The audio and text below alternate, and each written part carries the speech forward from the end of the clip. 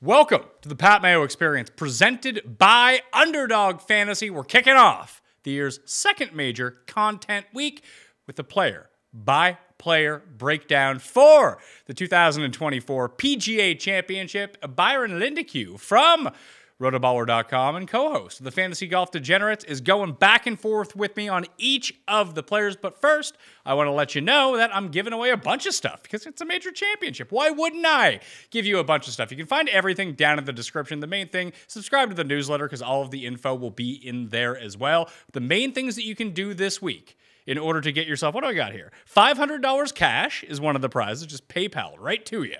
Easy stuff.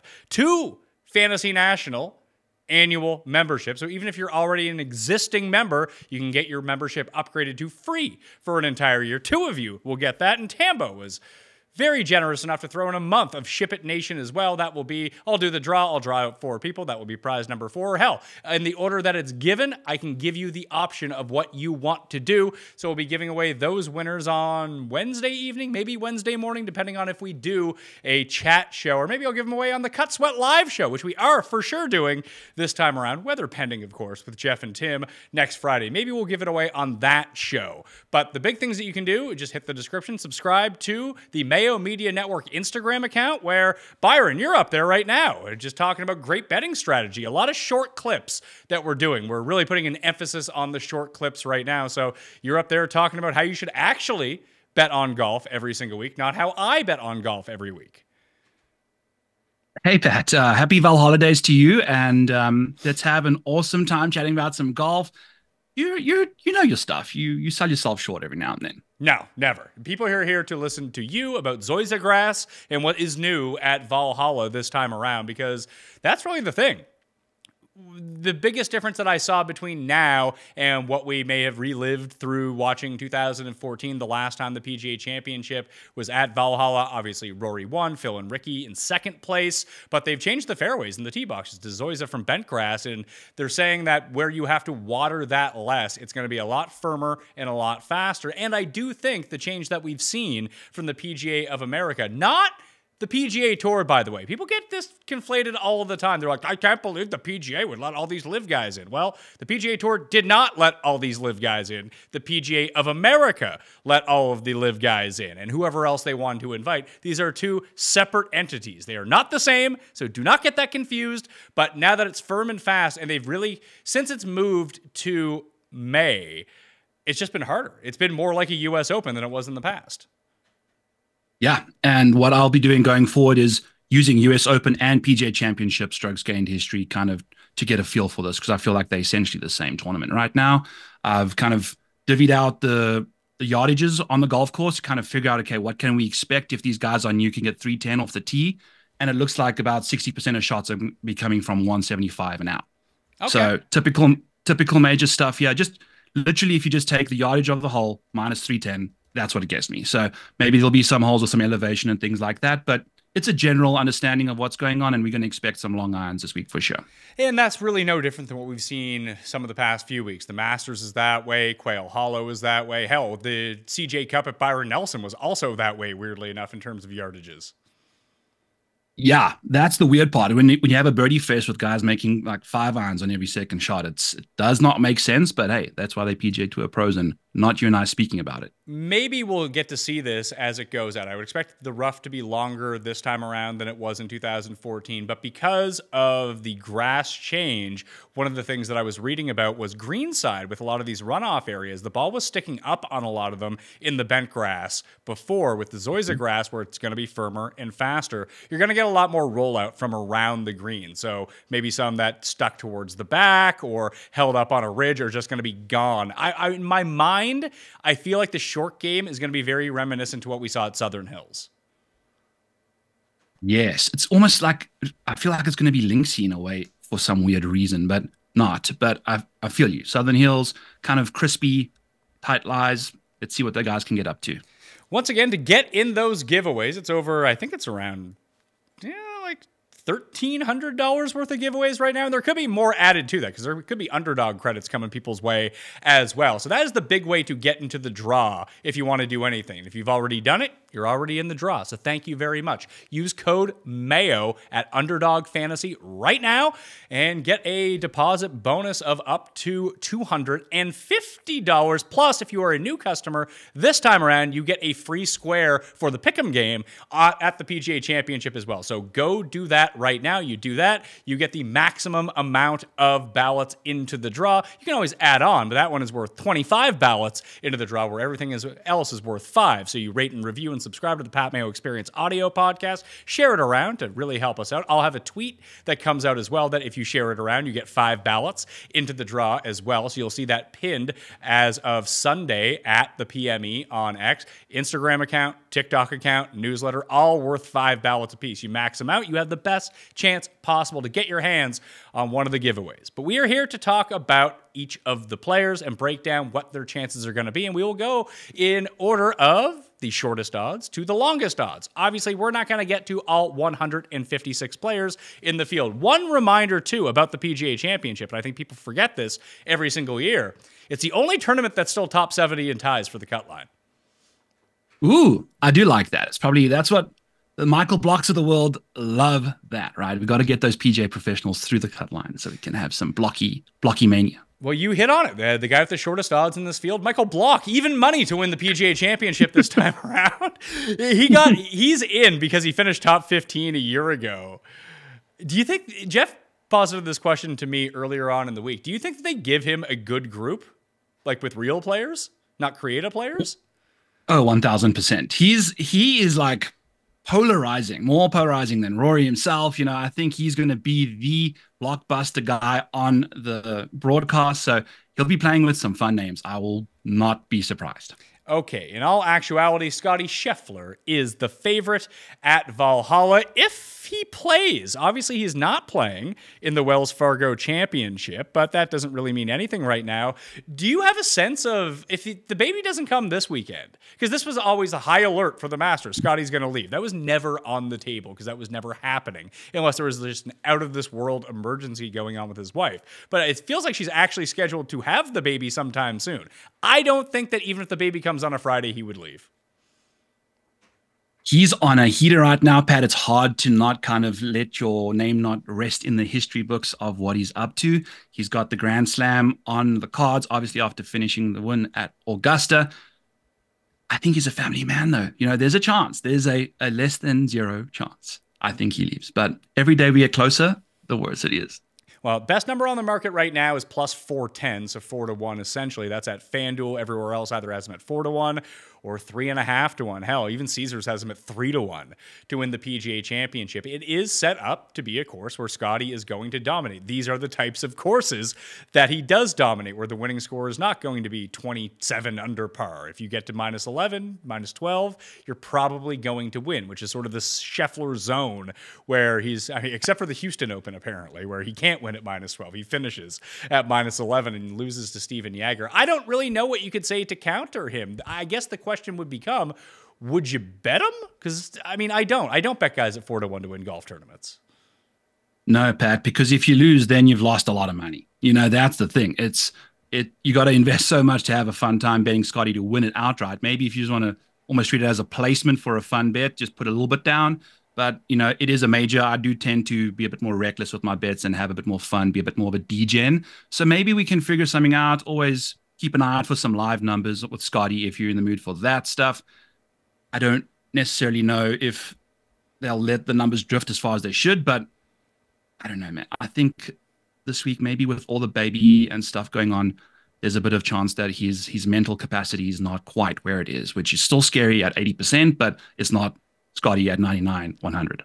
And what he's been doing and on this historic run maybe does really makes him the outlier, and we should really start to embrace that. I know that I've struggled to do that because you look at the number, you look at the rest of the field and think, this is golf. Weird stuff happens in golf all the time. It's hard to think about this guy in the same context as 2000 Tiger Woods, about guys that will win the Masters and then win the PGA Championship or the next major directly after. Who was the last player to win the first two majors of the year? I believe it was Spieth, right? That's a great question, Pat. Sounds right. Yeah. Was that what, Chambers Bay after? Yeah, it was Masters Chambers Bay. So he finished second at the PGA Championship last year. It didn't feel like he was super competitive to beat Brooks because Brooks started to run away with it, and Scottie just had a fantastic final round. And he had a Rory McIlroy second place where he was never in danger of winning the tournament, yet he still cashed a second place payday. It's hard to bet against him and not say that he is the overwhelming favorite, but I just feel like I'm not going to get there. I will say, just to take a look at his putting over the past 24 rounds, he's in the positives. Like, if that's going to happen again, he's probably going to win. It's a scary proposition, Pat. I know it's an outright kind of show maybe, but the top 10, top 5 market, I know you're going to be laying a lot of juice, but that's, with this putter now, it's even scarier. That safety becomes even more. So he's a juggernaut, man, and you got to get exposure to him one way or another. And it's, playing on DraftKings, maybe taking his under on bogeys on Underdog Fantasy Pick'em. Scottie Scheffler, I believe, will be the free square as long as he is in the field. So it's like, higher than 0.5 strokes in round one. Boom. You can just make a ton of money right away by using code Mayo at Underdog Fantasies. And you can do that to help support the show as well. That means we can bring you more free content throughout the course of the year, including more on the PGA Championship, like live chats and other things of that nature, round recaps. So please go do that and support the show. I mean, it's boring to talk about Scottie Scheffler. The guy's great. He's the favorite to win by a substantial margin. There's nothing really bad you can say. Now let's get into the rest of it. Jon Rahm is up next at, 14-1? It seemed, should he even be the second favorite in this field? Because I would say that Brooks should be. Facts. I do think that's correct assessment there, Pat. I think Brooks, has shown he can have that upside in the majors at any given moment, playing a lot better on LIV, obviously, after winning recently. So Rahm heading over there and not necessarily playing the best golf is quite funny, and it makes him even more grumpy. So watching Jon Rahm play bad golf is going to be quite enjoyable for me. So hopefully that comes to fruition. But I think Brooks should be ahead of him. In fact, I'd have Brooks ahead of Scottie almost because of what he's done at these PGA championships in the past. It's unfair, I think, to say how poorly Rahm is playing. I don't think he's finished outside the top 10 in any LIV tournament, has he? Relative to Rahm's standards, and also not outside the top 10 in LIV is like what? It's like only 15% of the field, right? So it's like, I don't know. I would have expected him to have won at least once or twice by now, but seems like he can't. Yeah, he had a huge opportunity to win the first two LIV events at Mayakoba and in Vegas and kind of gagged them down the stretch, which was really surprising. Yes, because I think that's the beauty of LIV is like, where's the seriousness? Like, I feel like maybe at Augusta that doesn't happen, but it's LIV. There's like no fans. Like, I'm winning this goddamn golf tournament and like 17 people are watching me right now. Maybe I'll just hit a quick little snap hook into the ravine. And I feel like that's what's happening with Jon Rahm on LIV right now. DraftKings-wise, I think it presents a much different opportunity because we don't know what the pricing is going to be, but if it's just based off the odds like most of it is, he's going to be the second, third, or fourth highest price guy on the board, and I can almost guarantee you he will be the lowest owned. Then I believe it's a different proposition when you're starting to think about this tournament because it's not like we're sitting here saying that Jon Rahm should be 70-1 to win. He's 14-1. What do you think his fair odds would be to get you? What would be the odds that it would take right now for you to bet on Jon Rahm? Would 20 do it for you? Sure. I think a 20 is a fair number, especially at this kind of a venue where you have this thick rough, like literally Memorial, Torrey Pines South, these kind of courses. That's where Jon Rahm has thrived in majors as well. He could flip the switch. Maybe I think he's a motivated guy and maybe he doesn't really give a shit about like playing well at LIV, but showing up at another major now, he was quite embarrassing at the Masters. I think he'll be coming out firing at Valhalla. Rory McIlroy is third on the betting board, actually second on the betting board, tied with Jon Rahm in this aspect, and we're doing this before the conclusion of the Wells Fargo Championship, but I don't really see Rory's odds getting affected really either way. Maybe he drops, he's 12 at some places, he's 14 at other places. Even if he has the world's worst week at Wells Fargo, it's not like it's going to drop to 20, it's going to be 16, and if he wins, he goes to 8-1 or something like that. Being the defending champion, albeit a decade ago at this course, that does carry a lot of water for people. Yes, and I think that's what's going to be happening, Pat, is we're going to see Rory kind of getting in his comfort zone now after Augusta's behind him. I've been saying it multiple times that I think Rory McIlroy is going to go on a bit of a run here soon because Augusta's this bugaboo. It's this like mental monkey in his head that he can't get around. And I think all the tournaments leading up to Augusta in April kind of take a beating because of that. I think he's way too focused on getting that Grand Slam. It's not just a green jacket, it's the Grand Slam. And now that that's behind him until next year, we can expect Rory to kind of show some form and potential like we've expected from him last little while. So it suits him perfectly, this golf course, so why the hell not? I get that, but are you really going to bet him over Brooks? Because it just sounds like you're leaning towards Brooks. Yes, I'm leaning towards Brooks in a big, big way. I mean, this dude has got 8 top 2s in his 24 major starts. I mean, that's just incredible to think about. There's like hardly anyone that has that amount, and it's just fascinating to see how he switches it on at these tournaments. And now that he's in a bit of form, he's going to be tough to beat. I really hope Scottie is in his best shape too, because I want to see Brooks go up against Scottie and see how that folds. It's funny because I was trying to think about what the optimal scenario would be for viewing. And it's not Brooks versus Scottie. I mean, for us, seeing the best player that we've seen probably since peak Tiger, whenever the hell you want to say that was, even his run in 2013 when he didn't win a major but won 5 times and won Player of the Year. He was still pretty unstoppable that season as well. So maybe that's like the last great run anyone has been on. Spieth got close when he won the 3 majors in such short succession, when he won 2 majors in a row. Maybe he achieved somewhere near that level as well. But having Brooks, the best major player of the past decade, versus Scottie, the best player that we've seen in a decade, would just be fireworks. But for TV ratings, it's Brooks versus Spieth. Brooks versus Spieth. I thought you were going to say Rory like everyone else. But but it's not. Like, I would prefer to see Brooks versus Rory. That would be more entertaining for me. But when you just draw a through line to which PGA Tour tournaments rate, well, it's anyone where Spieth is in contention. That's it. Right. And I mean, we're going to be seeing Spieth scramble like crazy at this golf course, right? And that's like the best Spieth. That's like unicorn Spieth in his element. So toss Cam Smith in the mix there for a little 3-way, and I am, frisky over here in the studio in Dallas Center, Iowa. So for Rory, he's coming off of a win at the Zurich with Shane Lowry. Low pressure, goes out and plays fantastically over the weekend and carries Shane Lowry to that playoff win where he had to beat, the Brooks Koepka / Dustin Johnson of our times, Chad Ramey and Martin Traynor in a playoff. But coming into this one, I think that I lean more towards Brooks. Brooks coming off a win in LIV Singapore, which you can say nothing about. We kind of laughed it off last year when he won the week before the Masters. Like, yeah, it's some public course in Florida. Who cares? But when Brooks flashes form right around a major, you need to pay attention. Like you said, 8 second or better finishes in major championships. So I just see Brooks as, I had the money in to bet him earlier at 16-1. I had it. I almost hit click, and I was like, you know what? I'm just going to wait to see if Rory wins this week. Because if Rory wins, he'll move up the board. Or if Xander wins, he'll move up the board. Any of the bigger names right now, if they end up getting a win at Quail Hollow, it's not that it's going to crush Brooks's number. It's just, it might drop to 18. And when you're talking about the difference between 14, 16, and 18 on a betting board, it doesn't seem like a lot to a lot of people, but when you're actually putting the money in and the amount of money you need to bet to make it worth your while, it's a huge difference. It'd be like if Scottie all of a sudden was posted at 6 instead of 3.5. Like, that's a huge difference. Huge difference. Personally, I never got to Rory at Quail this week because I woke up too late Monday morning and the 9s were gone. I don't want to bet him at 8 because like just 9 or 8, like my dad would look at me, he's like, just bet the 8. Like, I was like, well, Dad, that's a massive dip. Like, you want to give me the extra $20, $50 that I need to kind of subsidize what I missed out this morning? So absolutely. I think nothing can happen to Brooks's number that would make it go back. Are LIV playing this weekend? No, LIV is off this week. Perfect. So then, yeah, he can't go win a tournament. So his number's not going to get better. It only can get worse if other people make it better, for us.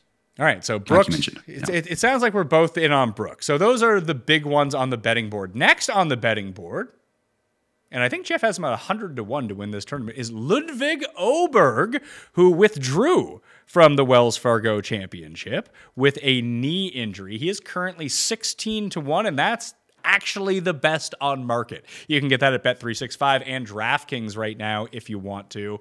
His around the green game is not sharp. He played in his first ever major at the Masters and performed pretty well. People are waiting for this to happen for him, and I don't think it's too much too soon. Like, he's justifiably ahead of Xander. I would have him ahead of Xander. I would bet him before betting Xander. I mean, they're going to be pretty close when the numbers come out, but I think that he is closer to this level. But if you gave me, like, if you can get Brooks at 16 and Ludvig at 16, there's just no chance that Ludvig would get my money in this situation. Yes. Xander at 16, Ludvig at 16, I'm going Ludvig because that scar tissue ain't there. I think that's the way to think about it.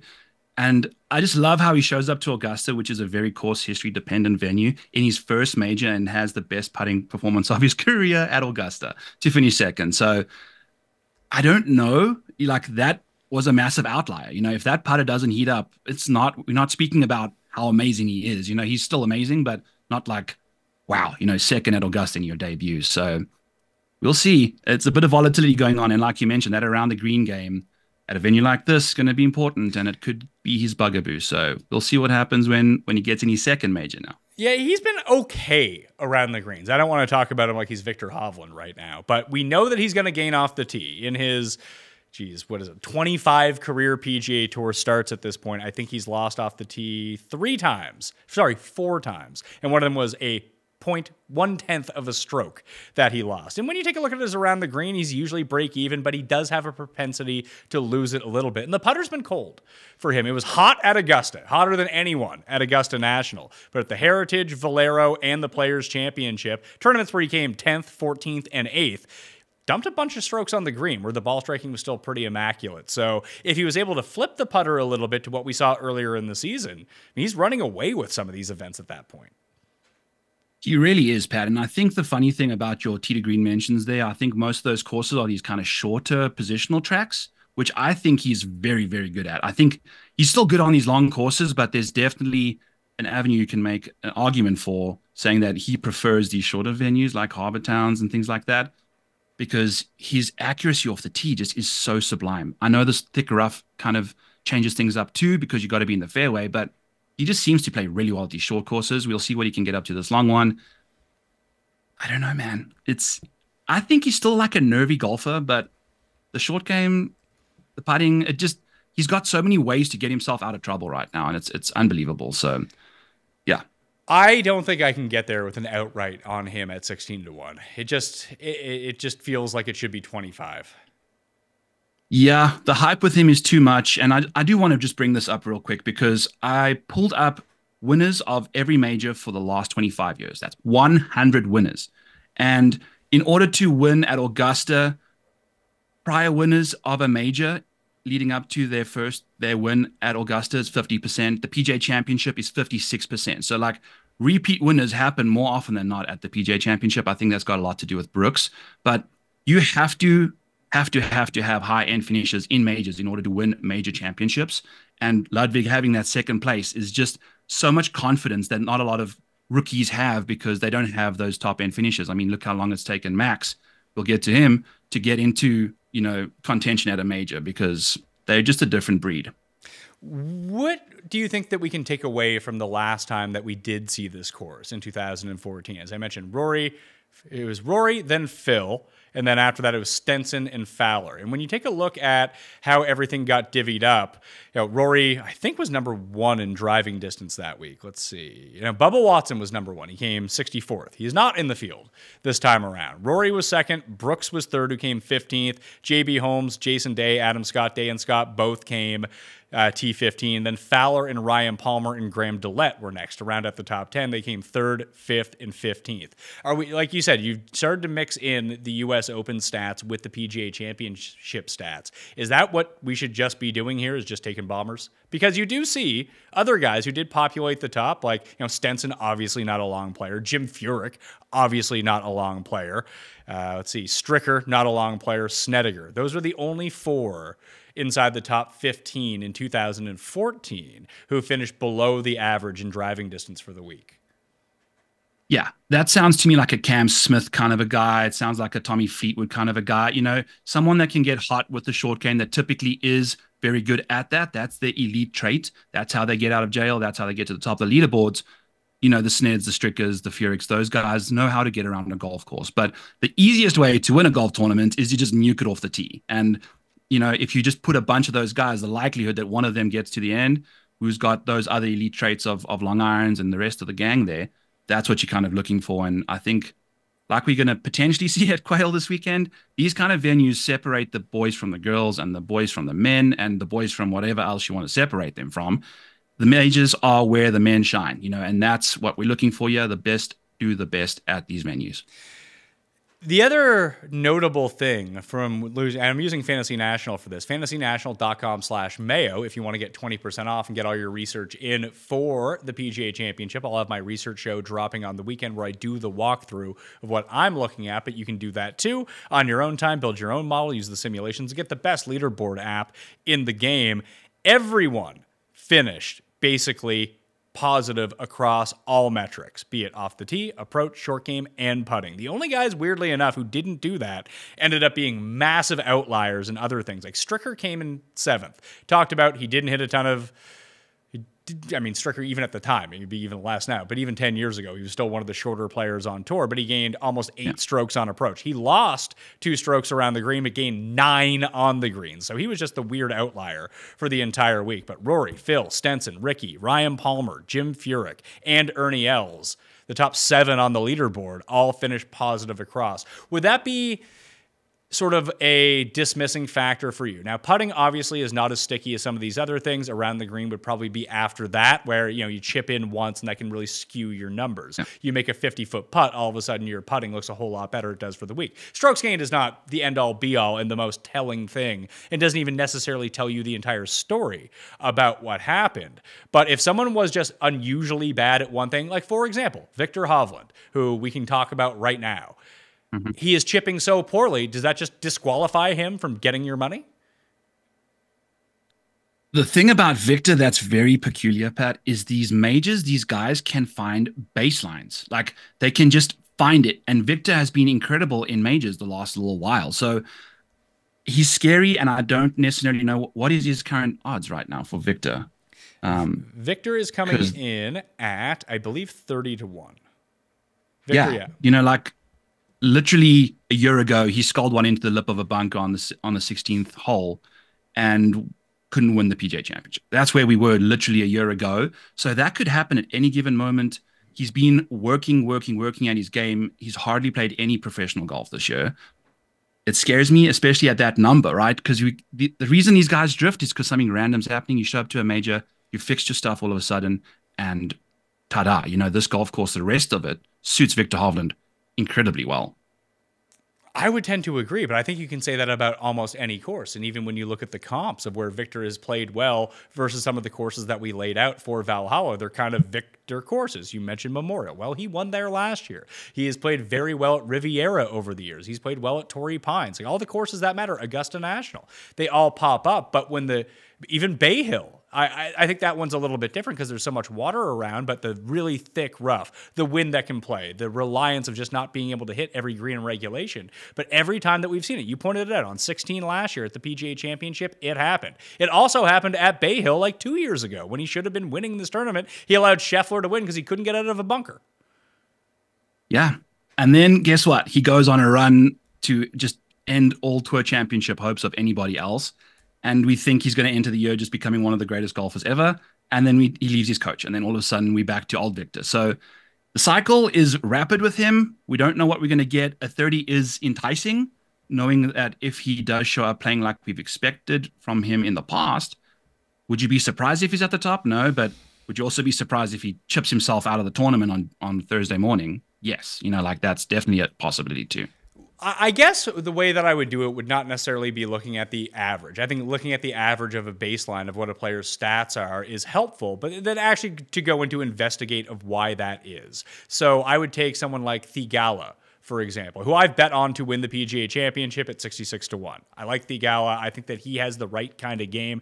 Weirdly, although Homa is better than Sahith Theegala, I kind of see them in the same bucket, but with Theegala as having more upside in the long run. So maybe almost like Anthony Edwards in the NBA playoffs, like something has clicked for him. He's just been lurking on leaderboards for so much of this season that one really hot week with something is going to turn his fortunes around. But when you go and investigate his stats, he doesn't seem like he's the best iron player in the world, but it's hot or cold. Like he can be really bad with his approaches. Unlike a lot of players, he doesn't have that same sort of consistency that you'd like to see. But when he is good, he's like top 5 in the field good. But he does everything else well too. So you can try to catch him. Although his average, what are his average strokes gained on approach over the past 24 rounds right now? It's 0.5 per round, which is really good. That's actually substantially better than I thought they would be.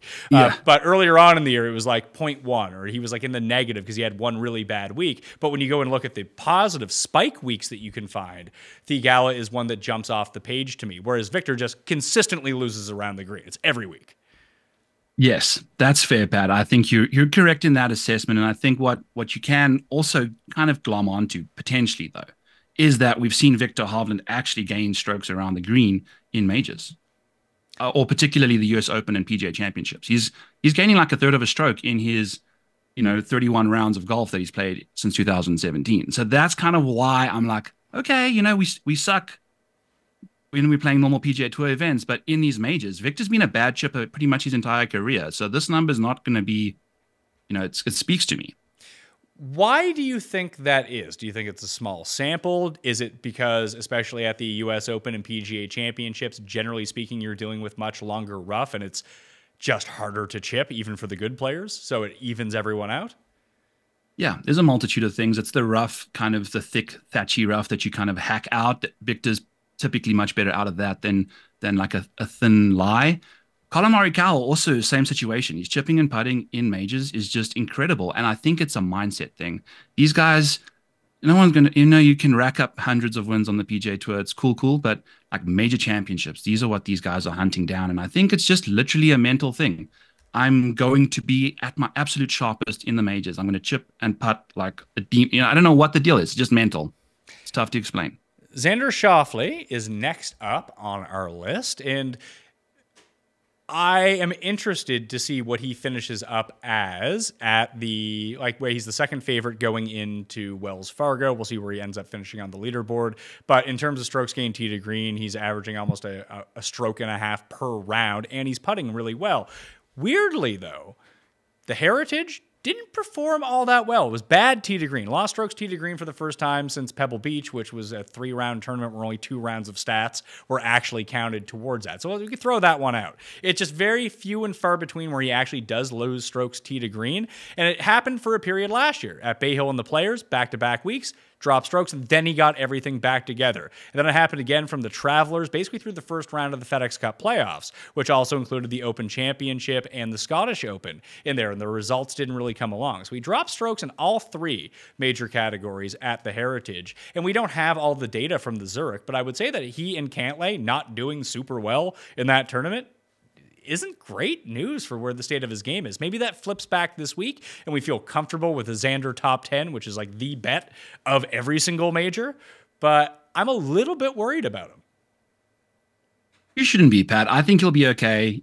Once again, he was playing with Cantlay, who I'd be more worried about than Xander in the team aspect. And then it's the week after the Masters. The guy got kind of close, not really, but might have been a little disappointed about it all. It's a tough week to come right, unless you name Scottie Scheffler and just throwing on a green jacket and then winning another player jacket the week after.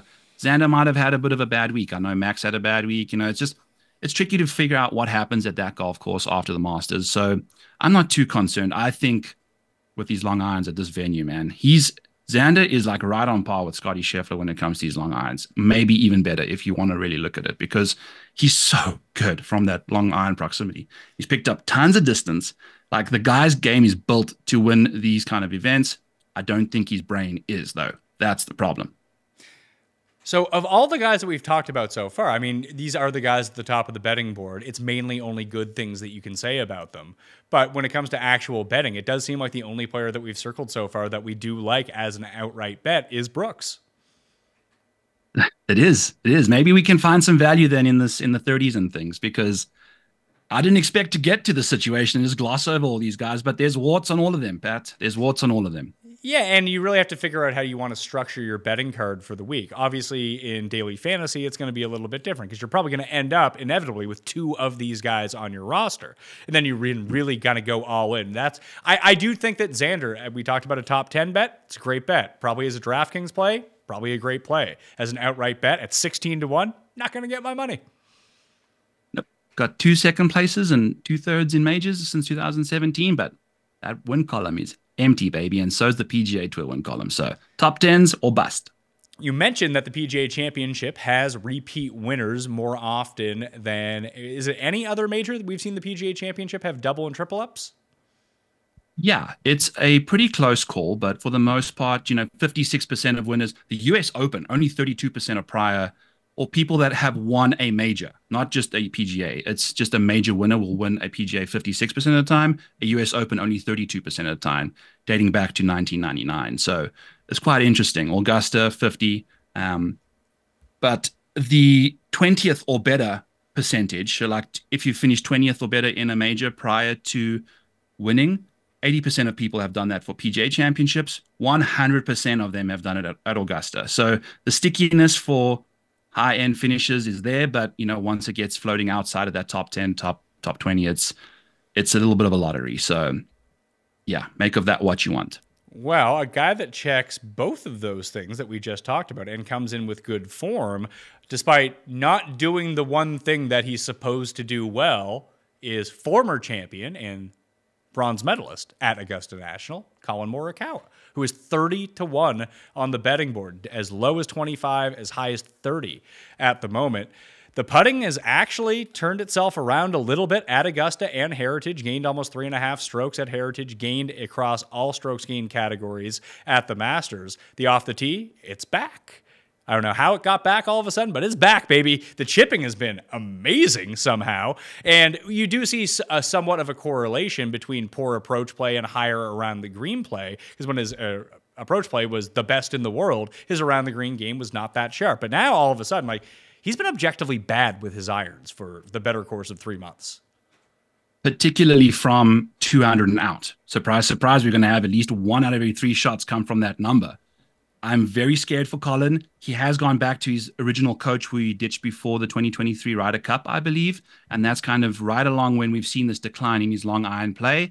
Whatever the issue is with his swing, if this coach can get it back to business, the short game now showing up out of nowhere all of a sudden is very enticing, knowing that he's typically good with the short game in majors.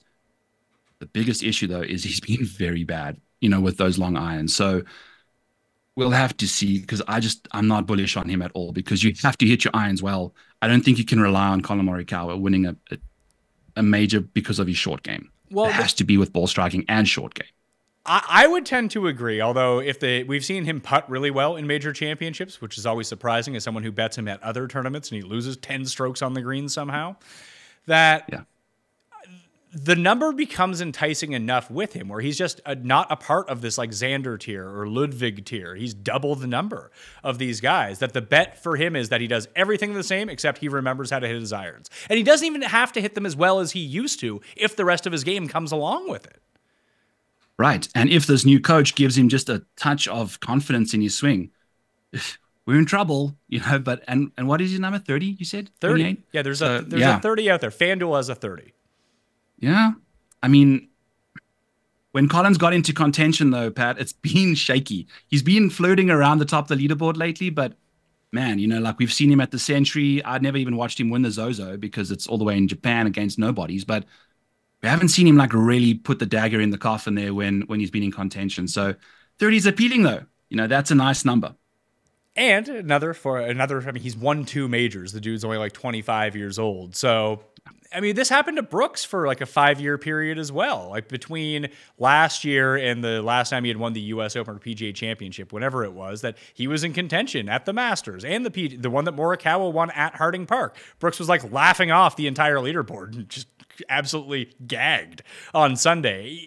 You're a gagger until you're not. But if you're a former champion, I always feel like you can rekindle that somewhere if it wasn't too long ago. Like if Lucas Glover gets into contention, he won the US Open in 2009. I don't know how much that's going to help him right now. But it's been short enough in between that you just keep putting yourself in position over and over. That's been really the biggest key to major championships, unless you're Rory, who's there every time and never wins. Right. And the thing is, like, Rory's putting himself in position at the last time. Like Collin at least is kind of putting himself in position. If somebody slips up a little bit, he's right there. The back door's not as big for Collin as it is for Rory.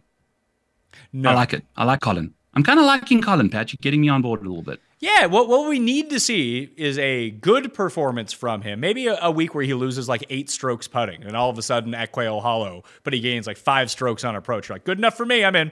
Yes, that's it. Let's go to the bank. And we did see him. I mean, the results, when he comes in riding consecutive top 10s. I mean, throw the Zurich out of like actual stroke play single events. But we've seen him do that with great form and win a PGA championship. And then we saw him basically have the worst week of his career at the Scottish Open, then win the next week at the Open Championship. So I don't even know if form really matters that much for him. It would just be nice to see. Yeah, he's 6th best strokes gainer in majors, man. So he's got that. I think we'll have to. 30 is too good to pass up.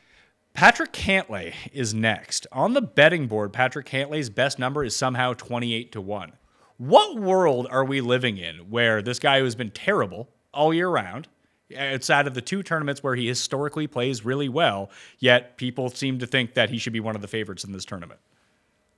Yeah, with his 1 top 5 in major performances so far, like, yes, give us the 25. Like, I don't know, delusional, in my opinion. I don't think there's too much to chat about here. A guy that should be a very good fit for this golf course, a very good fit for most major venues, just hasn't historically shown that he's got what it takes to really thrive in these kind of situations. Got 4 top 10s, but only 1 top 5. It's just, for someone as good as he has been, it's a little disappointing. It's disappointing, and this is the worst form I can ever remember him being in since what was the year that Hadwin won the Valspar? Because Cantlay came second that year. And that's back when Cantlay couldn't hit a bunker shot. And that was like his big bugaboo, that he couldn't do anything out of the sand. He's worked really hard to do that and really overachieve it. And then he was coming back off that massive back injury. He wouldn't play in consecutive weeks. He's kind of left that shell of a player behind, elevated to a new level. But we haven't seen him play as poorly as this. Yes, he played well at Heritage, but he didn't play well at the team event with Xander, a tournament they've won before and historically play really well in.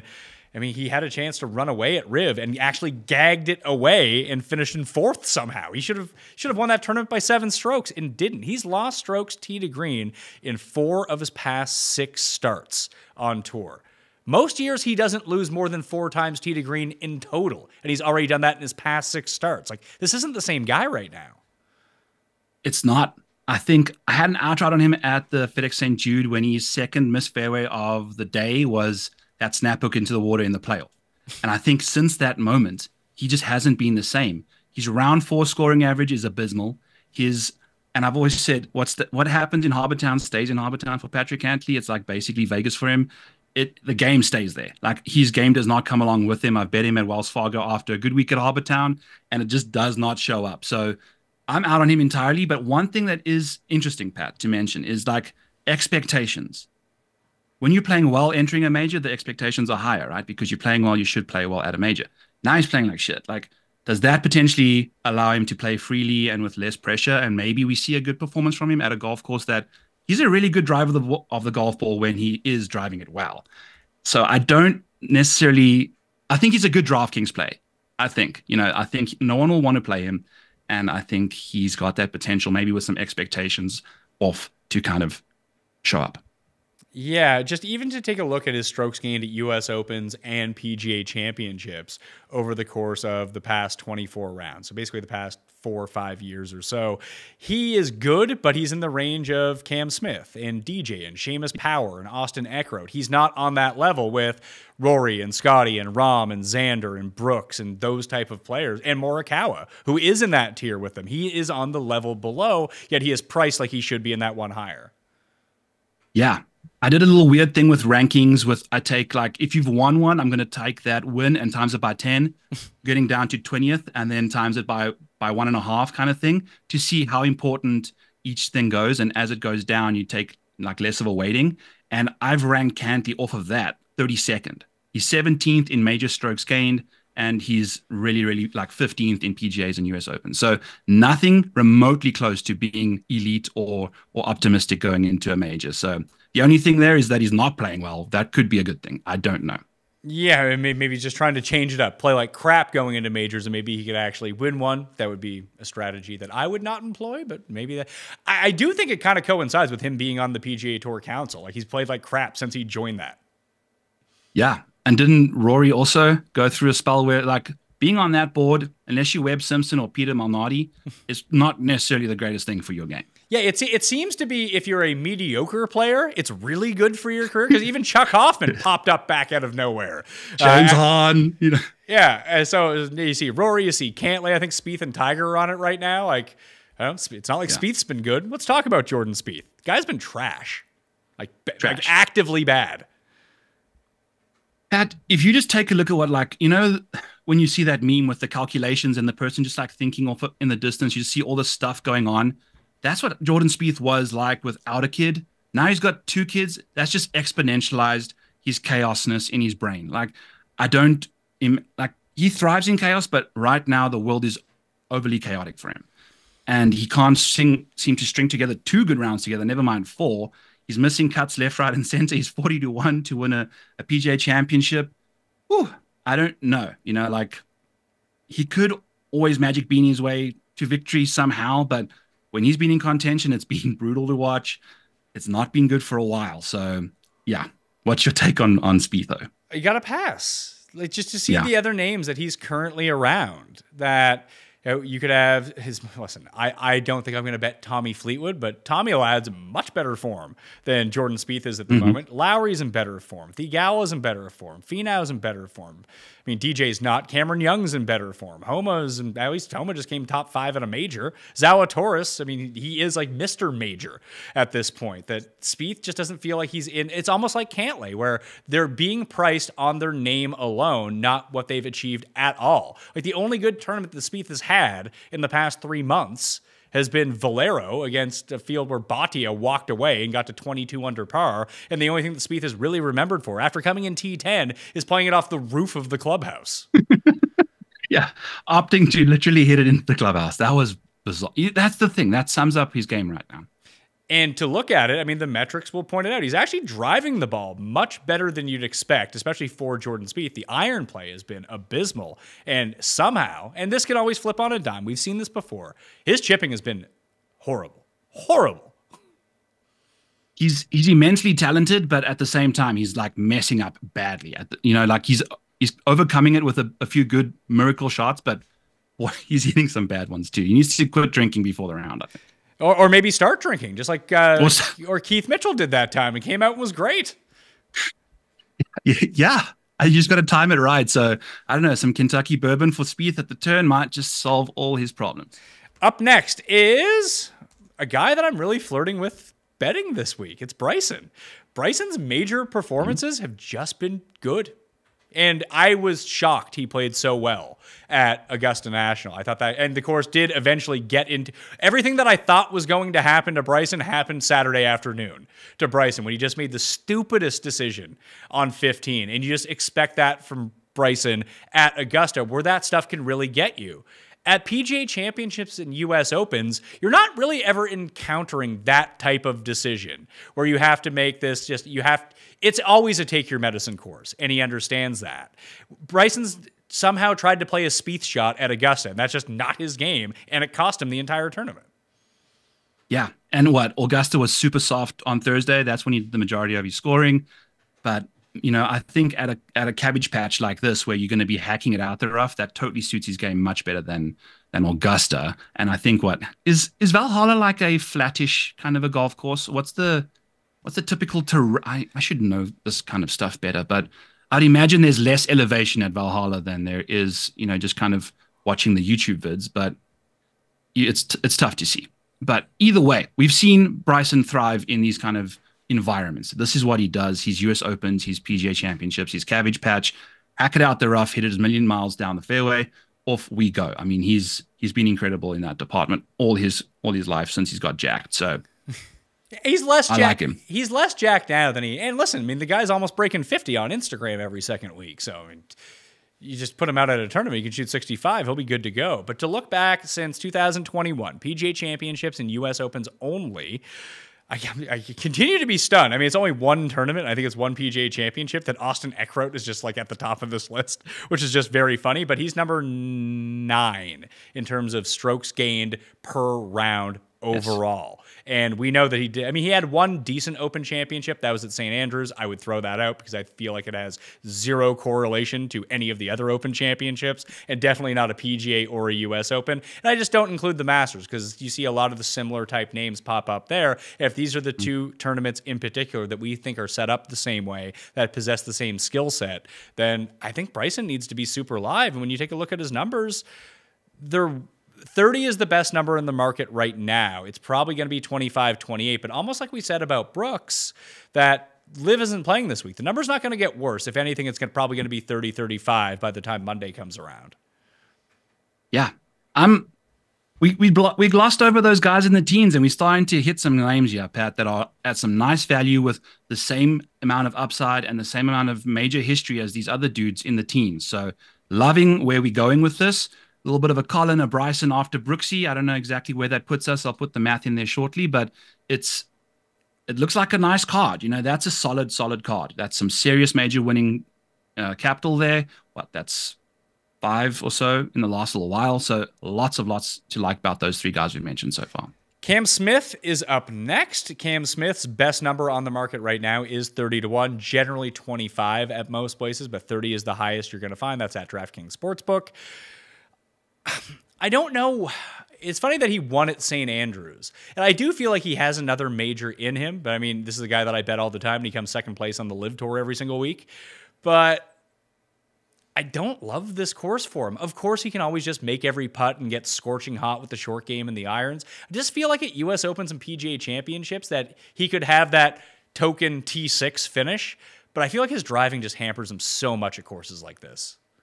Yeah, it's a DFS play or like a top 10 at whatever odds we're going to be getting him there, because the driving is not going to help him win this tournament, but he's chipping and putting can help him finish inside the top 10. You know, that's just the thing. The driver just limits his ceiling incredibly much, and it's not what I'm looking forward to at the US Open at Pinehurst. That's where we want to go with Cameron Smith.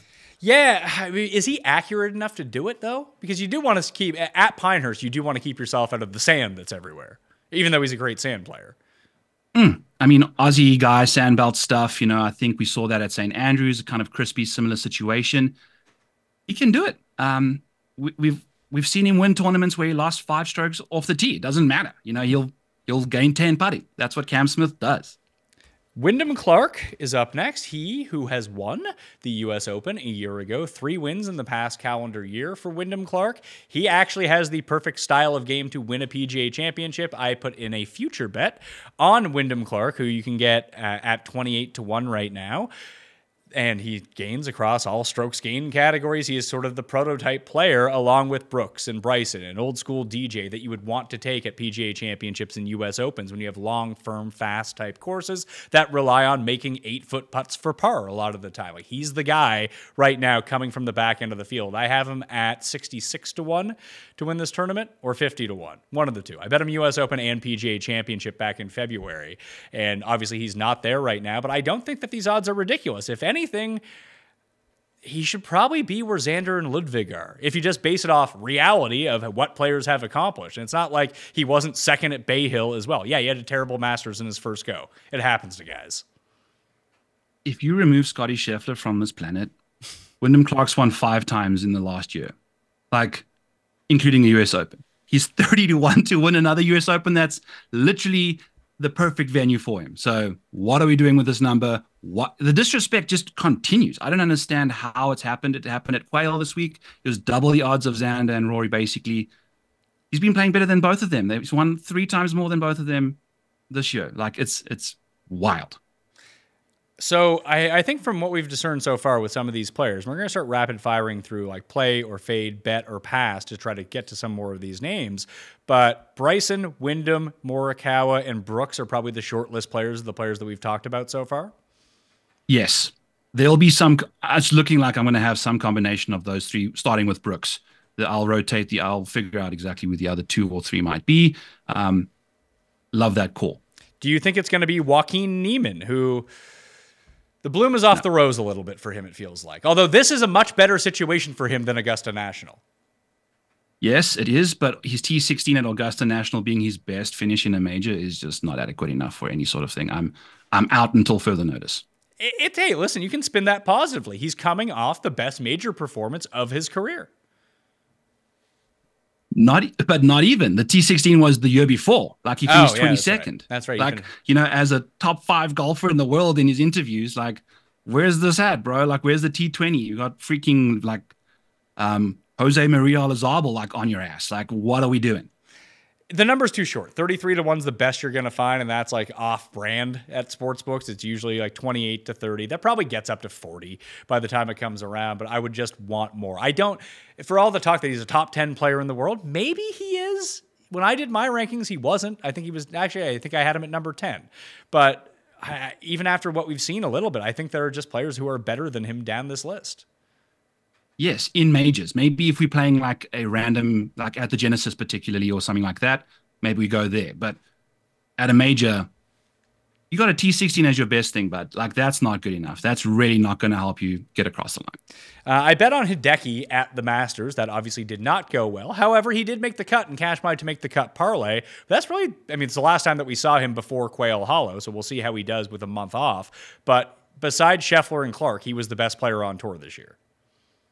Yeah. And with very weird, his first top 10 happened in the space of 12 months was when he won at Genesis. So very impressive stuff. And then I think he entered Augusta with 8 top 20s in the last like 9 appearances there, and then missed it this week or that this year. I love him, particularly at US Opens though, Pat. I know we're going to rapid fire right off this, but I did a quick thing where I looked up Sam Burns' strokes gained putting versus the best strokes gained putting at any other event across the PGA Tour. There's only one other person that has a better strokes gained category than Sam Burns at an event, and it's Hideki Matsuyama on approach at US Opens. He's gaining more strokes on approach at US Opens than Sam Burns gains putting at the Valspar. So wild stuff there with Hideki. I've bet a US Open on him for when we get there. Sure, but if we're just going to take a look at the market right now and see that Hideki you can get as low as 35 to 1, that maybe if we're going to compare the PGA Championship and the US Open, that maybe we do take the plunge, the nesty plunge on Hideki. The nesty. Yeah, I'd probably go to the other guys ahead of him, that we've mentioned so far. He's just a little unreliable, in my opinion. I don't know. I get scared when I think about him. At 66, I'm cool. 30, I know I'm being stingy, but I'm not a big Hideki guy. Okay, I am a big Hideki guy, but I'm not there yet with him. We'll see what the card looks like on Monday once we start finalizing some of these decisions. 2-time PGA Championship winner, Wanamaker Trophy hoister, Justin Thomas is up next. He's 40 to 1 or 35 to 1, depending on where you're going to be looking. Best on market is 40 to 1 at Caesars. Not a lot of people have Caesars, so 35 to 1 is probably the best number that you're going to find. I was betting him earlier on in the year. He went through some sort of ungodly streak of not making a bogey. What is it about the setups from the PGA of America that Justin Thomas just loves? I don't know. I think maybe it allows him to make a charge. I think if you look at how he's done his last few wins, the Players, the PGA Championship was all from like a million miles behind. So maybe it allows you to score while there's still punishment for bad shots. So if you're a good golfer, maybe you're going to enjoy those conditions. So I think that's what he's shown us. So what you're saying is that Justin Thomas is a better bet Sunday morning than he would be before the tournament. Facts. Don't bet him pre-tournament, bet him live when he's a million miles behind. I like that. Bet him at, maybe on the Cut Sweat show that, if he's like 45 to 1, yet only like 5 strokes behind, that might be the time to invest in some Justin Thomas. Local guy too. He's going to be a part of a lot of packages, interviews. Sometimes that ratchets up the pressure for a lot of people, and we just don't see a lot of success when that happens. Yeah, and sometimes it gets off to a slow start, because of that stuff. Then you get in your groove without the media obligations, and off you go. So perfect situation for him. Max Homa is also 40 to 1, coming off of his best major championship performance. That is 2 consecutive top 10s at majors. He had his best performance at the Open Championship, finally got the monkey off his back to get the top 10. He parlayed that through with another top 10 and being in the final group at Augusta National. I think he was in the final group, that or the second to last group. One of the two. He was there at the back end of Sunday. We watched him when him, Morikawa, and Ludvig all made horrendous bogeys or doubles at the exact same time, and then it was just over all of a sudden, and Scottie Scheffler had won. Do you like him here? Because he has played It's funny, when I think of his skill set, U.S. Open and PGA Championship doesn't like ring a bell for me. But when you look at where he's won in his career, be it Torrey Pines, he's had great success at Bay Hill. He's now just done it at Augusta. He's won at Riv. He's won at Quail Hollow. These are the courses where he wins. Yeah, and the thing is, he does it with ball striking too. Sometimes the putter shows up, sometimes it doesn't. Now that we're starting to see this major track record kind of blossom for him, I mean, we've seen this guy get in the, like we're speaking about Cantlay and Xander, and the guy's not being able to get across the line. When this dude is in the mix, he gets across the line. He's a savage. You know, only Jon Rahm at the Genesis kind of can keep him out the winner's circle. So he's starting to gain some momentum. I bet him at Quail. So it's going to be a fun time to see how his next few weeks kind of unfold. Well, he did just gag the Masters away. And it wasn't really Jon Rahm that ran him down at Riviera. It was Jon Rahm with the intentional bounces off the stands behind a hole to bounce onto the green to beat Max Homa. That was one of the most disgusting shots I've ever seen. Like when you flare it out of some guy's beer cup and 2 feet for eagle, makes me want to throw up thinking about it, but it is what it is. In the past. Is Will Zalatoris an auto bet at PGA Championships and US Opens? Yes, an absolute auto bet. And I think everyone's worried about his injury. This would have been his 6th start at the PGA Championship in a row. So skipping the Byron Nelson at Birdie Fest for Will Zalatoris makes complete sense. So I think his back's okay. The flare-up is like a fake flare-up, and he's 40-1. You know, I think he's won a PGA Tour event. He's been, 3 second-place finishes now in majors. This dude is a major game hunter, and I love that number. I mean, 40-1, I'll take him over Collin Morikawa any day. I think as much as I love Morikawa and the fact that Morikawa is a 2-time major winner, I just think just based on what we've seen from Zalatoris, the type of tournaments where he plays well, it's not that Scheffler couldn't win a -25 tournament. I really think that there is no chance that Will Zalatoris could win a -25 winning score tournament. Just not going to happen. No. So why even play the CJ Cup, Byron Nelson, the TPC Bunny Ranch? You know, that does make no sense. So yeah, so good decision there. I love him here. So looking back since 2021 between the U.S. Open and PGA Championship, the leaders in strokes gained total per round, Scottie Scheffler is number 1. Rory is tied for 2nd with Will Zalatoris. Yep. It's too good, man. And when you take a look at his approach numbers in PGA and US Open championships, he's getting 1.63 strokes on approach and half a stroke off the tee. It's really, really scintillating. It's like reliable stuff. You know, that's why you kind of like him in these big boy events, because that's going to show up all the time. The short game stuff may or may not. So yeah, the number's nice. He's going to win a major in the next 2-3 years. It's happening. Cam Young is up next on the betting board. 45-1 is the best number you can find, but the average is right around 35. I would guess that breaches 40 by the time everyone settles on what happens, unless he has a fantastic performance at the Wells Fargo Championship. I kind of put him in the same tier as Will Zalatoris in a weird way, where when you just look at his major track record, what is he now, 7 or 5 for 8 top 10s in major championships?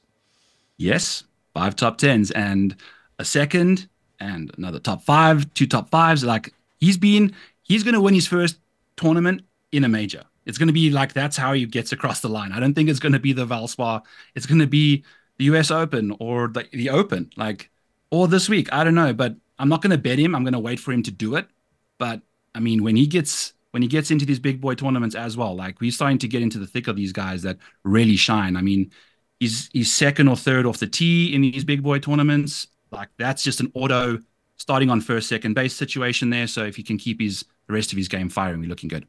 I bet on him to win Quail Hollow. I've been like 1 foot in, 1 foot out on Cam Young. It depends on really what the number is. The moment he starts skyrocketing up the board, I'm usually out on Cam Young. But when he lingers in that 35 to 50 area, I'm usually an auto in, because, again, you get so many reps at the top of the leaderboard when you're going to be there. He has all these second place finishes. The major championship stuff has been really good. That maybe the bet is a lot like Xander. Maybe you just bet him top 10 at the PGA Championship and don't even think about the outright. But I really do think that he could break through.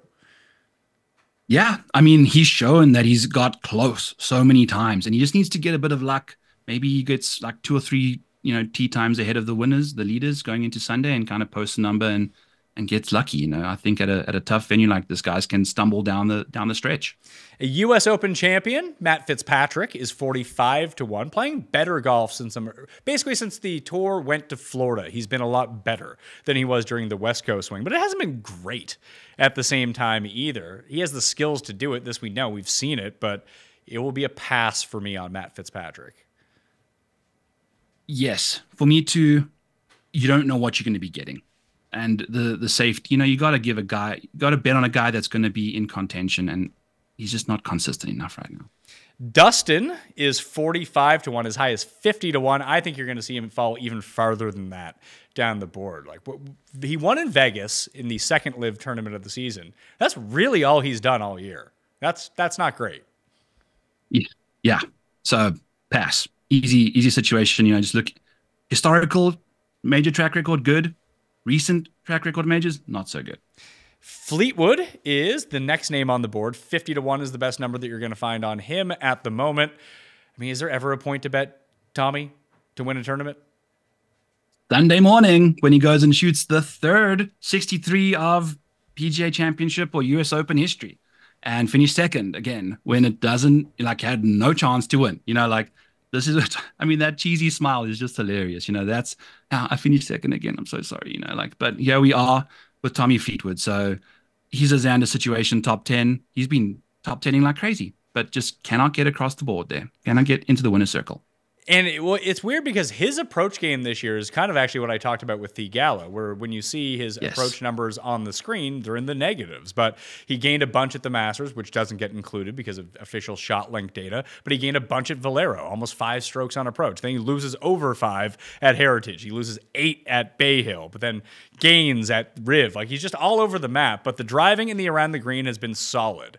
So for safety purposes, I think a top 20 is probably the better bet. I guess top 5 if you really wanted to get risky. And of course he can win, but that will not be getting my money this time around.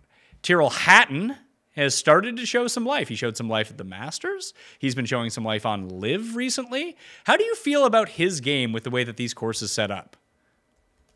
He's exceptionally good out of the rough. When his long irons are firing, he's the way his swing comes in there, he's really, really solid out the rough. When I remember he was on tour, we don't have those numbers recently, obviously, but the chances are there. But also, Pat, just not enough wins in general. Not even on the PGA Tour, not even on the DP, not on LIV. We haven't seen him win forever. So I need to have seen someone do something for me recently before I want to see him win a major. What about Shane Lowry? Because he's kind of in the same bucket. He did just win. Can't discount that, but he is... His game, dude can't make a putt, so that's a real problem, and that's nothing new. When you're losing almost a half stroke per round on the greens, you're going to be in a lot of trouble, and that doesn't include his Masters performance, where I think he lost 10 strokes putting, but the tee to green has been amazing. And when you talk about guys that play well out of the rough, he's one of those guys. In the short game, it's immaculate. Just make the putt, man. Just make the putt, and then just hit the shot when it matters, too. We saw at, the Honda, the guy the day before had his second best ball striking, iron play round of his career, and then goes and looks like a hacker out there when he has to close out the tournament. So I think he's also just broken upstairs to win tournaments. Finau is having a better year than I think that people may realize. The putter it was broken. It's starting to get a little bit better. The stats are actually more generous in his favor right now. He's losing 0.73 strokes per round on the greens. It was 1 per round at a certain point this year. But the tee to green game, when you look at it, is up there with almost the Scheffler excluded. He is in the top 10, tee to green, and that's what we're looking for at this tournament. He hasn't really clicked for me so far this year as a guy that I've wanted to bet on, so that probably means that I'm not going to bet him at a major championship, but I do like him DraftKings-wise. Do you think that he could win this? No, he doesn't have a second place finish in a major even, so, I'm usually only going to be betting guys if they've done first or second. I think that's going to be my secret sauce, and when you're around the green plays as good as your approach play, which is only half a stroke in these US Open PGA Championships, it's just not working for me. Sorry, Tony. I'll bet you at the Mexico next year again or something. Yeah, Jason Day is up next. I just think he's playing too poorly. Yep, pass. Okay. Sahith Theegala, who I did bet on to win this tournament. I just like where his numbers are coming in. 66-1 is a very good number for a guy that once we get to the week of, unless he has the most disastrous Wells Fargo that you can imagine, that is probably going to be 40-1. Get people, and listen, there's some cachet in trying to pick the guy that breaks through next. I understand that. I'm obviously trying to do that with Sahith, but I see where it's coming from with him. Frankly, it is shocking to me watching him play and seeing his numbers, how he actually loses strokes around the green on average. It's because he's like sculling them into the water from the bunker. You know, he like loses 2 strokes on a shot like quickly and then chips in 2 times the next round. So it's all over the place with him. It's what magic happens. You know, that's how he's going to do. He's just major track records. A little bit of a concern to me. I'll be betting him top 5, top 10 at the PGA because I think he can do it. I just don't know if he can win a PGA championship with, you know, the limited major track record he does have. Well, to look back at his major track record from a year ago, he did end up making the cut at the Masters this year. What did he finish? He finished T45. That's not great. He was top 10 in his debut at the Masters, ended up finishing T9. And to take a look at what he did at the PGA and the US Open his first time around a year ago, it's actually quite intriguing statistically to look at it based on the player that he is now versus the player that he was then. So at the PGA Championship last year at Oak Hill, he gained almost 4 strokes on approach. He gained around the green. He gained marginally on the greens. He lost 2 strokes off the tee. To take a look at the U.S. Open, he gained almost 4 strokes on approach, gained marginally around the green, gained marginally on the greens. He lost strokes off the tee. He hasn't, I guess he lost strokes off the tee at the Heritage when he came second and pushed with the field, but he has gained off the tee in 16 of his past 18 events. Like, he's a different guy with the driver in his hand now. If you haven't been watching golf for the last 5 weeks, I'm now here to tell you that Sahith Theegala is as good a driver of a golf ball as he is a putter. Literally, that's the ranking he is at Quail this week. He's very good driving the golf ball. He's got tons of distance. He's going to be I can't wait to watch him play match play because his game just translates so well to that kind of stuff. He's so exciting. He's one of my favorite golfers on the PGA Tour. So do you think that you will end up betting him at 66 along with me? I'll bet the top 5. That's how I'm sticking to my rule, Pat. I need top 5 finishes or top 2 finishes in majors if I'm going to bet you. If you're out there and you want to come along on the Sahith train with me, now is the time to bet it before Quail Hollow ends. While you're watching this show, prepping for next week at the PGA Championship, that's what you got to do. Ben An is next, tee to green wise, one of the better players on tour. Driving distance wise, top 5 of all players in this field. It's not who you think of when you think of plenty of distance. Feinberg said that we should do a show where we rank the least trustworthy players on the PGA Tour, and I think he had Ben An ranked number 1. Why? Least trustworthy guy to pick up your pharmaceuticals. I think that's definitely Ben An for you. He got suspended for 3 months or something in the off season because he had some Korean like cough medicine or something that got him jacked as shit. So I don't know exactly what his situation is, but also only 2 top 20s in majors since 2017, no top 10. So gonna need a bit more from Benny An. What about Minwoo Lee? Minwoo Lee, as he prefers to be called. The chef himself, I mean, he has the right game here, but his approach play is so weird to me that it's one of the worst in the field 6 out of 7 weeks, and then somehow it's the best in the field. Yeah. His like good shot rate versus his strokes gained is like completely on 2 different sides of the spectrums, right? Like he's just immaculate, volatile. You never know what you're going to get. You got to be a Minwoo guy if you're going there. I'm out on him. Hasn't been playing well. Only 1 top 20 this season so far. I'm out on Sam Burns too. Did we know if he ever had the baby? Like these wives of these 2 guys, they're just like carrying around these kids forever. I don't think so. He's playing this week. I would be shocked if you've just had a kid and want to play Quail. Like, I don't know. Yeah, so he's 75-1. Like the numbers are starting to get right. It's just, what has Burns ever done at a major? Nothing. So yeah, good enough for me to take a pass. Yeah. The reigning championship golfer of the year, Brian Harman, not the venue I want him for. No, he's going to have to hit every single fairway. If he misses 1, he's not winning this. So, yeah, and easy pass. I'm going to lump Sungjae into easy pass territory with Brian Harman. Yeah. He did win. He won in Korea. Good. And then probably caught COVID on the plane back again for the second time in 2 years. So congrats to that scheduling stuff there. But what I do want to mention is Siwoo and Sungjae typically haven't thrived in majors because if they win one, they could have got their military exemption, but they landed up winning the Asia Games, which was probably a lot easier to do anyway.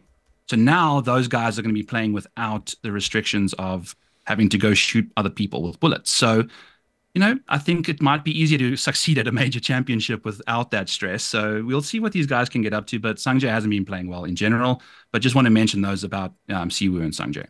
Well, let's talk about Siwoo, because the guy can't putt, but his tee to green game is out of this world good. Yes, he's like one of those guys that if he has a good putting week, his tee to green game, not necessarily being the longest in the world, but he's hyper accurate. Like, look at what he gets to off the tee there. He's not a very long driver of the golf ball, so he does it with accuracy. So the recipe's there. He can sneak through. The path is harder. That's why he's 100-1, but definitely got it, but his upside lately has been poor. He hasn't been finishing inside the top 5 a lot in PGA Tour events, but we've seen him just win randomly too. So a lot of stuff going on. Yeah, it's funny because I always used to compare him to Rory, where when Rory is locked in. Basically, you can tell when Rory is going to win a tournament because he hits everything to 2 feet and goes and taps it in. He just goes insane and shoots 9 under in a round. It's like, well, he's the best player in the world when he's playing his best. It's not even close. Like Scottie will just hit everything to like 6 feet. Then you're still like kind of sweating the putt a little bit. Like Rory's are no deaders. They are legitimate tap-ins on these approach shots. It happens like once a year now. It used to happen a whole lot more often for Rory. For Siwoo, it happens once every 2 years, but you see it and you're like, oh my God, he's locked in and he's not going to miss. It's a Korean meteor shower and it's beautiful. I can't explain it to you. At triple digits though, I can see why that guy is intriguing versus some of the guys that we just mentioned at like 40-1. Correct. I mean, you barely have to lay anything. I'd join you on that. I could pocket $5 on that, versus a Sahith.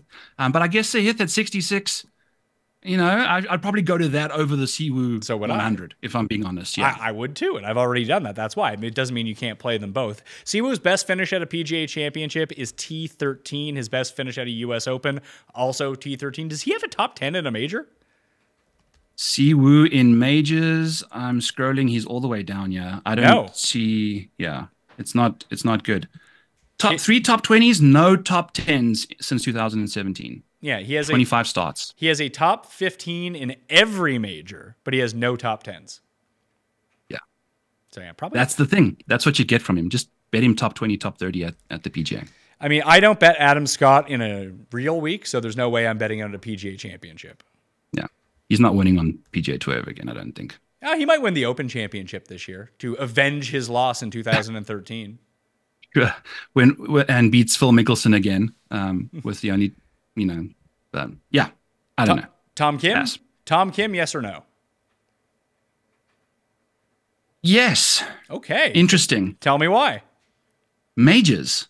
Like, he's also one of these guys. I don't know what last year was. Wasn't necessarily playing the greatest golf, but he's got a T2 at the Open last year. So that means he's got what I need to bet a guy. And he's 90-1. Hasn't been playing good golf, though. I mean, look at that. That's disgusting. But, I'll definitely be looking to get exposure to him in a major at that price somehow. But I don't think I'll bet him outright, but I like him. All right, so there's plenty of other players in this field. I guess we were missed to talk about the next 4 or so, and then we can kind of really get into it. Do you have any opinions on Nicolai Højgaard this week, who played really well at Augusta until he didn't? He also finished top 3 at Torrey Pines earlier this year. And that's it. That's literally the highlight reel. So whether or not you kind of like those 2 spike performances or not, I don't know if I can help you there. I'm out. Okay. How about Patrick Reed, who got a special exemption into this tournament?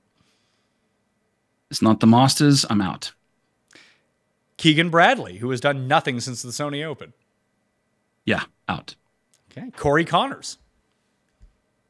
Peculiar. I don't, interesting not to win, but definitely will be clicking somewhere for him.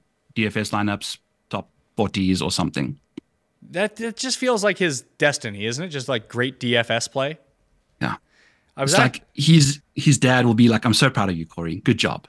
I talked to my dad about it because he's very interested in Canadian golfers. And I was talking to Tambo about it. I can't remember if it was on the show or before the show, that if you had to pick a Canadian to win a major, who would you pick? And my answer was Weird.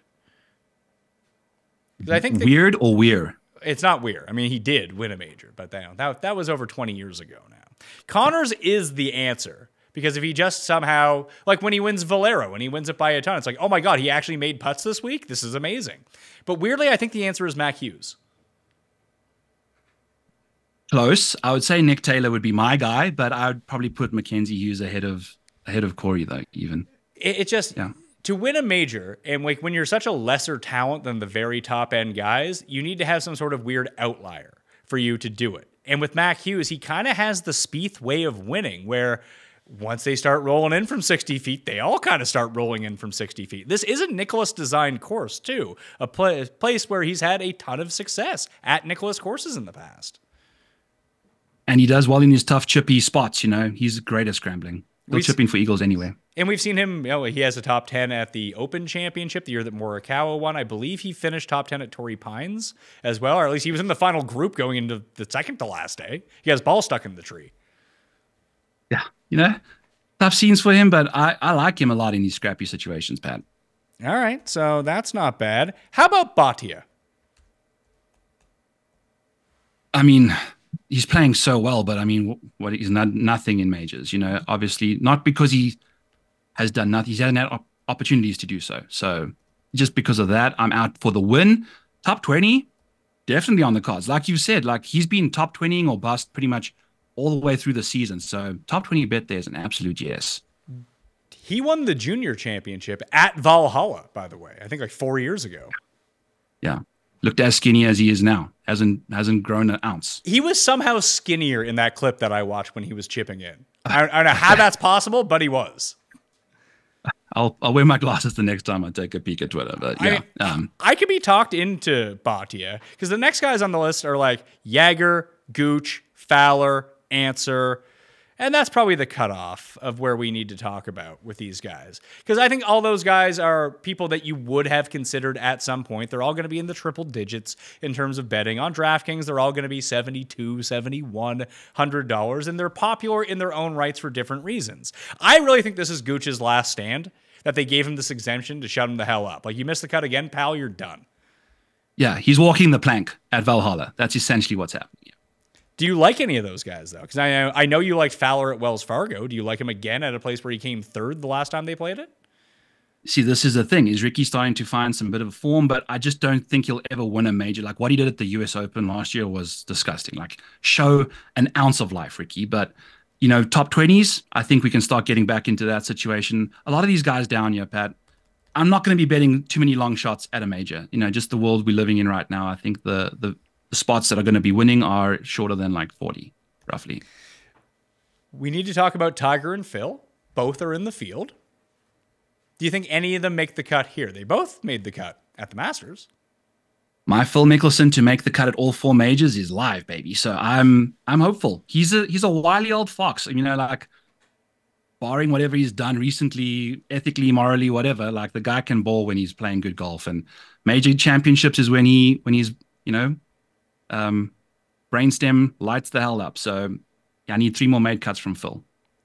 I could see him doing it. I could see him being last in this one. Not last. There's a bunch of PGA professionals here, but just trying to think. Is there anyone that we didn't touch on in this field that you do have genuine interest in? Like the guy who just won back-to-back on Korn Ferry and got a special exemption, whatever that guy's name is. No.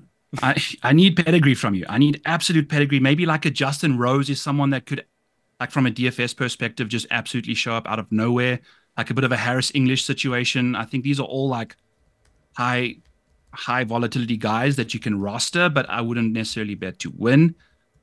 Yeah, I think we've pretty much covered the majority of the people we want to chat about. Yeah. I did want to talk about Dean Burmeister, who got in with a special live exemption. I think a lot of people, when they think of Burmeister, they think of him as a guy who just kind of like popped up in majors or random like Puerto Rico tournaments because he had been a DP World Tour player. But he's legitimately been excellent the past. Like I would have bet Louis to win this tournament had he had accepted his invitation. But obviously that wasn't the case. He has other things to do, apparently, like cut his lawn, I guess. But Burmeister's been awesome. He won Doral. That's a big boy course. He went to South Africa and he won over on the DP World Tour as well, outside of what he's been doing on LIV. So, and the LIV performance has been really good every single week, very consistent. Do we like Burmeister? Like, I think of all these guys at the back end, he might be the one with the most upside. First round leader Burmeister. I'll do that because I think I've spotted him at the top of a major. I think the US Open, he was flirting with the top of the board. At Southern Hills when JT won. I think after round one, he was right at the top. And I think he's a different golfer now. I think he's confident. He hits at 1,000,000 miles too. So yes, I think first round leader for him for sure.